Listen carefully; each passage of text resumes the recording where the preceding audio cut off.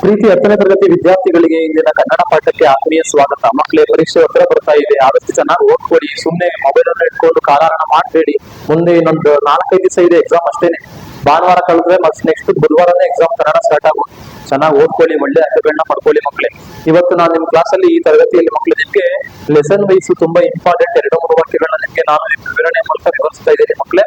ನಾನಿಂದು ನಿಮ್ಗೆ ವಿವರಣೆ ಮೂಲಕ ವಿವರಿಸೋದಕ್ಕೆ ಹೊರಟಿರ್ತಕ್ಕಂಥ ಗದ್ಯ ಯಾವ್ದಪ್ಪ ಅಂದ್ರೆ ಎದೆಗೆ ಬಿದ್ದ ಅಕ್ಷರ. ನಿಮ್ಗೆಲ್ಲ ಗೊತ್ತಿದೆ. ಎದೆಗೆ ಬಿದ್ದ ಅಕ್ಷರ ಬಂದಿದ್ದು ದೇವನೂರು ಮಹಾದೇವ. ಆ ಲೆಸನ್ ಅಲ್ಲಿ ಬರ್ತಕ್ಕಂಥ 2 ಪ್ರಶ್ನೆಗಳು ತುಂಬಾ ಇಂಪಾರ್ಟೆಂಟ್. ಅದರಲ್ಲಂತೂ ಒಂದು ಪ್ರಶ್ನೆ ವೆರಿ ಇಂಪಾರ್ಟೆಂಟ್ ಅಂತ ಹೇಳ್ಬೋದು. ತುಂಬಾ ಸಲ ರಿಪೀಟ್ ಆಗಿದೆ ಆ ಪ್ರಶ್ನೆ. ಆ ಪ್ರಶ್ನೆಗಳನ್ನ ನಾನು ನಿಮ್ಗೆ ವಿವರಣೆ ಮೂಲಕ ತಿಳಿಸ್ಕೊಡ್ತೀನಿ ಮಕ್ಕಳೇ. ಮೊದಲನೇ ಪ್ರಶ್ನೆ, ಅಶೋಕ ಪೈ ಹೇಳಿದ ಸಂಶೋಧನಾ ಸತ್ಯವೇನು? ಅಶೋಕ ಪೈ ಮನೋವಿಜ್ಞಾನಿಗಳು ಅವ್ರು ಹೇಳಿದಂತ ಸಂಶೋಧನಾ ಸತ್ಯ ಏನು ನೋಡಿ. ಯಾವ ಜೀವಿಯು ತನ್ನಷ್ಟಕ್ಕೆ ತಾನಿಲ್ಲ. ಪರಿಸರದಲ್ಲಿ ಯಾವ ಜೀವಿನೂ ತನ್ನಷ್ಟಕ್ಕೆ ತಾನಿರಲ್ಲ. ಪರಿಸರದಲ್ಲಿ ಏನಾದ್ರು ಒಂದು ಬದಲಾವಣೆ ಆಗ್ತಾ ಇದ್ರೆ ಅದು ಇಡೀ ಪರಿಸರವನ್ನ ನಡುಗಿಸುತ್ತೆ, ಕಂಪನ ಉಂಟು ಮಾಡುತ್ತೆ ಅಂತ ಹೇಳ್ತಾರೆ. ಪ್ರತಿಯೊಂದು ಜೀವಿಗೂ ಇನ್ನೊಂದು ಜೀವಿಗೂ ಸಂಬಂಧ ಇದ್ದೇ ಇರುತ್ತೆ. ಯಾರಾದ್ರೂ ಕಷ್ಟ ಅಂತ ಬಂದ್ರೆ ನಮ್ಮ ಮನಸ್ಸು ಆ ಕಷ್ಟಕ್ಕೆ ಮರುಗುತ್ತಲ್ಲ ಮಕ್ಕಳೇ. ಅದನ್ನೇ ಅಶೋಕ ಪೈ ಅವರು ಹೇಳೋದಕ್ಕೆ ಹೊರಟಿರೋದು. ಒಂದು ಜೀವಿಗೆ ಆಗುವ ದುಃಖ ದುಮ್ಮಾನ ಪರಿಸರದಲ್ಲಿ ಉಸಿರಾಡುತ್ತಾ ಇರುವ ಎಲ್ಲಾ ಜೀವಿಗಳನ್ನು ಕಂಪನ ಉಂಟು ಮಾಡುತ್ತದೆ. ಒಂದು ಜೀವಿಗೆ ದುಃಖ ಅಂತ ಆದ್ರೆ ಅದು ಪರಿಸರದಲ್ಲಿರ್ತಕ್ಕಂಥ ಅನೇಕ ಜೀವಿಗಳು ಅದನ್ನ ನೋಡಿ ಸಂಕಟವನ್ನ ಪಡ್ಕೊಳ್ತಾರೆ. ಯಾರು ತನ್ನಷ್ಟಕ್ಕೆ ತಾನಿರಲ್ಲ. ಪರಿಸರ ಪರಸ್ಪರ ಅವಲಂಬನೆಯಿಂದ ಕೂಡ್ಕೊಂಡಿರುತ್ತೆ ಅಂತ ಹೇಳ್ತಾರೆ. ಯಾರು? ಸಂಶೋಧನಾ ಸತ್ಯವನ್ನ ಮಾಡಿ ಹೇಳ್ತಾರೆ. ಯಾರು? ಅಶೋಕ ಪೈ ಅವರು. ಈ ಅನುಕಂಪನ ಇಡೀ ಜೀವ ಸಂಕುಲವೆಲ್ಲ ಒಂದೇ ಎಂದು ಹೇಳುತ್ತದೆ. ಈ ಅನುಕಂಪನ ಹೇಳುತ್ತೆ ಇಡೀ ಜೀವ ಸಂಕುಲ ಒಂದೇ ಅಂತ. ಎಕ್ಸಾಂಪಲ್ ಅವರು ಸಂಶೋಧನೆ ಸಹ ಮಾಡ್ತಾರೆ. 2 ಕೊಠಡಿಗಳಲ್ಲಿ ಒಂದ್ ಕಡೆ ಟಿವಿಯನ್ನ ಹಾಕಿ, ಒಂದೊಂದ್ ಕಡೆ ಟಿವಿಯನ್ನ ಹಾಕಿ, ಅಲ್ಲಿ ಒಂದು ದೃಶ್ಯ, ಇಲ್ಲೊಂದು ದೃಶ್ಯ, ಅಲ್ಲಿ ನಗೋ ದೃಶ್ಯ, ಇಲ್ಲಿ ಎಡೋ ದೃಶ್ಯವನ್ನ ಹಾಕಿದಾಗ ಅಲ್ಲಿ ಕೇಳ್ತಕ್ಕಂತ ಜನರು ಇಲ್ಲಿ ರೆಸ್ಪಾನ್ಸ್ ಮಾಡ್ತಾರೆ. ಅಂದ್ರೆ ಯಾವ್ದಾರ ಒಂದು ಜೀವಿ ಕಷ್ಟ ಅಂತ ಬಂದಾಗ ಬೇರೆಯವ್ರು ನೋಡಿದ್ರೆ ಅವರು ಸಹ ಬದುಕವನ್ನ ಪಡ್ಕೊಳ್ತಾರೆ. ಒಂದು ಜೀವಿ ನಗ್ತಾ ಇದೆ, ಇನ್ನೊಂದು ಜೀವಿ ನೋಡಿ ನಗುತ್ತೆ. ಒಂದು ಜೀವಿ ಅಳ್ತಾ ಇದ್ರೆ ಅದನ್ನ ನೋಡಿ ಇನ್ನೊಂದು ಜೀವಿ ಅಳುತ್ತೆ. ಅದನ್ನೇ ಅಶೋಕ ಪೈ ಅವರು ಸಂಶೋಧನಾ ಸತ್ಯ ಅಂತ ಹೇಳಿರೋದು. ಯಾವ ಜೀವಿಯು ತನ್ನಷ್ಟಕ್ಕೆ ತಾನಿಲ್ಲ. ಇಡೀ ಪ್ರಕೃತಿಲಿ ಆಗ್ತಕ್ಕಂಥ ಕಂಪನ ಇಡೀ ಜೀವ ಸಂಕುಲವನ್ನೇ ಅನುಕಂಪನವನ್ನ ಮಾಡುತ್ತೆ ಎಂಬುದು ಅಶೋಕ ಪೈ ಅವರ ಸಂಶೋಧನಾ ಸತ್ಯ.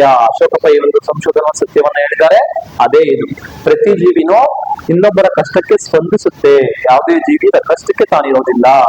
ಈ ಪ್ರಶ್ನೆ ತುಂಬಾ ಇಂಪಾರ್ಟೆಂಟ್.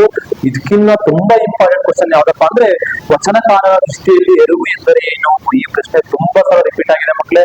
ಈ ಪ್ರಶ್ನೆ ಪ್ರತಿ ಸಲ ಪೇಪರ್ ಅಲ್ಲಿ ಇದ್ದೇ ಇರುತ್ತೆ. ಎಲ್ಲೋ ಮಿಸ್ ಆಗಿರೋದು ತುಂಬಾ ರೇರು. ಈ ಪ್ರಶ್ನೆ ತುಂಬಾ ಸಲ ಕೇಳಿದ್ದಾರೆ. ಚೆನ್ನಾಗಿ ಓದ್ಕೊಳ್ಳಿ. 2 ಅಂಕಗಳು ಬೇಕು ಅಂತ ಚೆನ್ನಾಗಿ ಓದ್ಕೊಳ್ಳಿ. ವಚನಕಾರರ ದೃಷ್ಟಿಯಲ್ಲಿ ಅರಿವು ಎಂದರೆ ಏನು ವಿವರಿಸಿ. ವಚನಕಾರರ ದೃಷ್ಟಿಯಲ್ಲಿ ಅರಿವು ಎಂದರೆ ತನ್ನಷ್ಟಕ್ಕೆ ತಾನು ಇರುವ ಕೇವಲ ತಿಳುವಳಿಕೆ ಜ್ಞಾನ ಮಾತ್ರ ಅಲ್ಲ.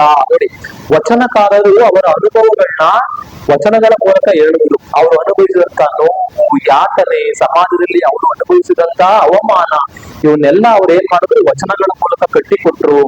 ಅವ್ರಿಗೆ ಆದಂತ ಅನುಭವ, ಜ್ಞಾನ ಕೇವಲ ಅರಿವು ಮಾತ್ರ ಅಲ್ಲ ಮಕ್ಕಳೇ, ಅದು ತಿಳುವಳಿಕೆ ಅವ್ರಿಗಾಗಿತ್ತು. ಅವ್ರಿಗಾದಂತ ಅರಿವು ಅದು.